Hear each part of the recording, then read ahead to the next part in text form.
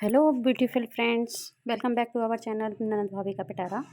Friends, बाप बेटे के रिश्तों पर जमी बर्फ़ का आज मैं पार्ट 3 लेकर आई हूँ। उम्मीद करती हूँ कि आपको ये स्टोरी पसंद आ रही होगी। तो चलिए आगे देखते हैं कि क्या हुआ स्टोरी में। साइना के जन्म के बाद घर संभालने के बहाने नीतू ने कांता बुआ को रहने आने का न्योता भिजवा दिया। बाप बेटे के बीच का राज उनसे बेहतर कौन ही जानता होगा। 2-3 काम वाले भी बुला लिए जिससे बुआ जी पर काम का वजन ना पड़े। बस देख रेख का जिम्मा उनके कंधे पर था। एक अच्छी सी दोपहर में जब रामनाथ जी घर का राशन पानी लेने गए हुए थे और विकास ऑफिस, नीतू ने कांता जी के सामने जिक्र छेड़ ही दिया। बुआ जी, आखिर ऐसा क्या हुआ पापा जी और विकास के बीच जो इतने साल तक उनके बीच बोलचाल बंद रही। नीतू ने जिक्र छेड़ा तो कांता जी भी दिल की बात जुबान पर ले ही आईं। बहू, सबसे पहले तो हम दिल से तुम्हारा शुक्रिया करते हैं कि तुम रामनाथ और विकास को नज़दीक ले आईं। और रही बात उस दूरी के कारण की, मरी हुई आत्मा को कष्ट होगा, पर उसका मुख्य कारण रही तुम्हारी सास, हमारी भौजी शांता। क्या बात कह रही हैं बुआ जी आप? मम्मी जी तो खुद इस दूरी को मिटाना चाहती थी। नीतू सास पर आ रहे इल्जाम से नाराज़ दिखी। बेटा, तुम हमारी बात का गलत मतलब निकाल रही हो। शांता हमारी सबसे प्यारी और समझदार भाभी थी, पर शादी के 10-11 साल तक जद्दोजहद करने के बाद जब उसे माँ बनने का मौका मिला तो डॉक्टर ने शुरू से ही बता दिया था कि ये उसका पहला और आखिरी चांस है।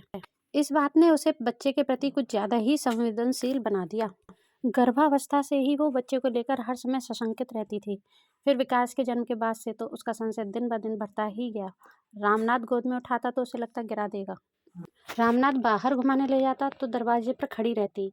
इन बातों से रामनाथ आहत होता गया और शांता विकास में इतना खोई रही कि उसे रामनाथ का दर्द दिखा ही नहीं। नीतू हैरान थी। उसे लगता था कि बाप बेटे में कोई बड़ा झगड़ा या तू मैं हुई होगी और बोलचाल बंद हो गई होगी, पर पापा जी इतना दर्द लिए बैठे होंगे उसे एहसास नहीं था।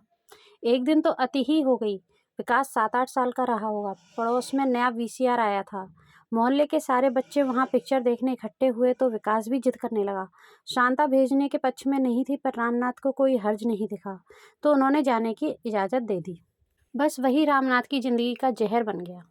उस दिन विकास पिक्चर देखकर निकला तो राह भटक गया। सीधे आने के बजाय वो बाएं मुड़ गया। 2 घंटे की भागदौड़ में शांता ने मोहल्ले भर के सामने रामनाथ को खूब खरी खोटी सुनाई। उस दिन विकास तो घर आ गया, पर उसका बाप वहीं सड़क पर बैठा रहा रात भर। उस दिन के बाद से रामनाथ ने विकास से एक दूरी बना ली जो अब जाकर खत्म हो सकी है। नीतू तो पूरा सच जानकर हैरान रह गई थी। कभी कभी हम अपने लगाव में इतना डूब जाते हैं कि और किसी की भावनाओं का हमें ख्याल ही नहीं रहता है। अगर शांता का बेटा खोया था तो रामनाथ भी तो अपने इकलौते बच्चे के लिए परेशान था।